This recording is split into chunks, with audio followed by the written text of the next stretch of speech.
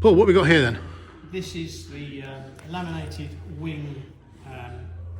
The wing fitting fits on here, the steel fitting that picks up the wing with a bolt, and this is the laminated beam that takes the stress from the wing and puts it into the fuselage, so it takes a load basically, and you hang the wing off it.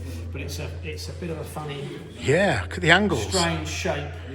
I think we did photographs and things of it. We did. It's just a very complicated shape, and there's an awful lot of, it's just timing. How many man hours would you say went into this? It's probably about 3 days. And this is to the wing pickups, isn't it? So the wings to attach. Both wings. And there will be metal fittings for these ones. Ends will go on there. Okay. And they're handed, so you've got a left and right. Yes. So they're not exactly the same. No. Left and right. So some of you may see in the photographs in our newsletter, Yes. and we made a little reference that they were not Ben Stokes cricket bats, but they look a very hefty piece of timber. Yeah, well, they're 4 foot long.